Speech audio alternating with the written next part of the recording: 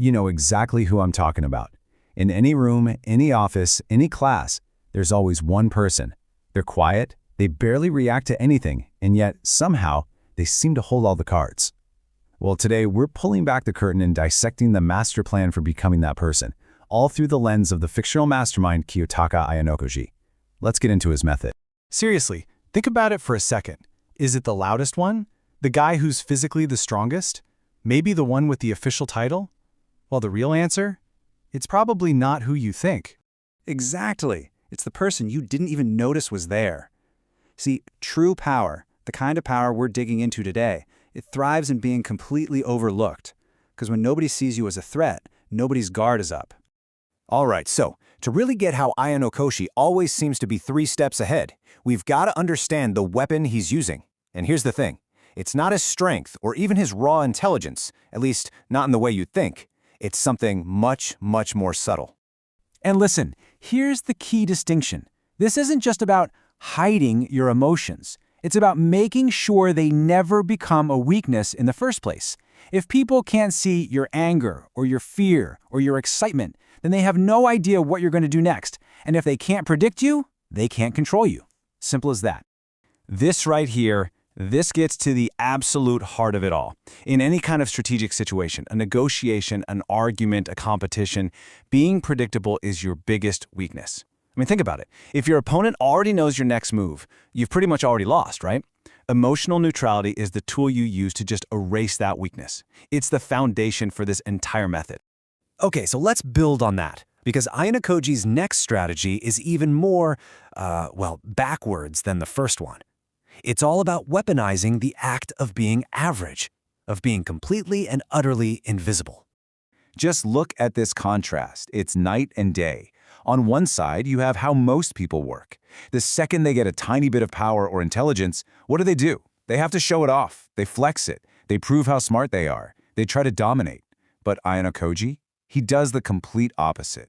He deliberately acts average, sometimes even dumb.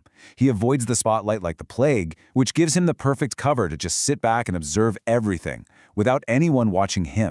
And this is the brutal, psychological truth at the heart of this strategy. People can only attack a target they can see. By choosing to be invisible, by making sure everyone writes him off, Ayanokoji becomes the safest person in any situation.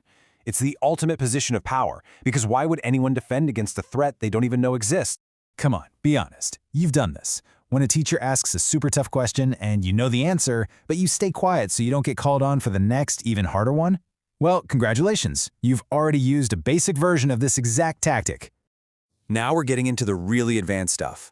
See, Ayanokoji doesn't control people with threats or by barking orders. He's way more sophisticated than that. He uses a technique that makes people feel like they are in total control of their own choices.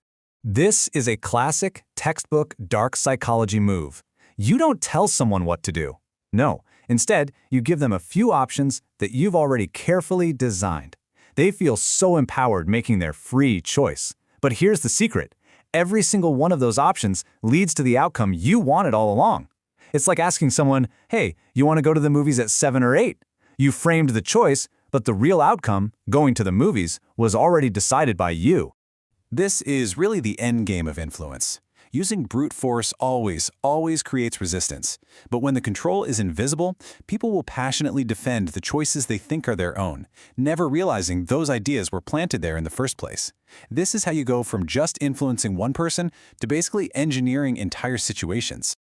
This next part, this is what truly separates this way of thinking from pretty much everyone else. You and I, we live in a world that screams for instant results, instant gratification. Ayanokoji's greatest strength, by far, is his absolute, unshakable patience. I love this analogy because it is just so perfect. Most people are thinking maybe 1-2 moves ahead. They're playing the game, right? Ayanokoji is thinking years ahead. His plans have plans. He has backup plans for his backup plans. He's not just moving the pieces around, he's creating the very reality the game is being played on. This is just a fundamental truth of strategy, in life, in anything. The person acting on impulse is just reacting to the game as it is right now. But the long-term planner, they're busy shaping what the board is going to look like 10 moves from now. By the time the impulsive person even realizes what's happening, the game's already over. Patience isn't just sitting around and waiting. It is an active, powerful weapon. So you get the theory. That's great, but the most important question is, how can you actually use any of this in your own life? Let's break it down into a few practical, actionable steps. Okay, let's go through these. Step 1. Speak less and observe more. It's amazing. People will literally hand you the keys to their own weaknesses if you just shut up and create the space for them to talk. Step 2. Stop reacting instantly. When you take a pause before you respond, you seize control of the conversation's rhythm. Silence is a tool. Use it. Step 3. Always hold something back. Let people underestimate you. Your full potential should be like a trump card that you only play when it's going to give you the biggest possible advantage. And finally, step 4. Build a long-term vision. Stop just thinking about next week. Start planning for next year and the year after that. And this brings us to the most dangerous truth of all. This isn't really about being a good guy or a bad guy. It's about understanding the world for what it really is. And as we move forward, everything is going to boil down to a very simple choice between two groups of people. On one side, you'll have the people who understand these dynamics, who can see the invisible strings of power and influence that are shaping our world. And on the other side, well, you have everyone else, the victims of systems and people they don't even realize are controlling them.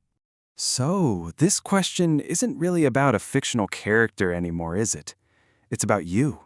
Now that you've seen how these tools work, which side of that line are you going to stand on? At the end of the day, this knowledge is just a tool. And like any tool, it can be used to build things up or to tear them down. The only question left is, what will you create?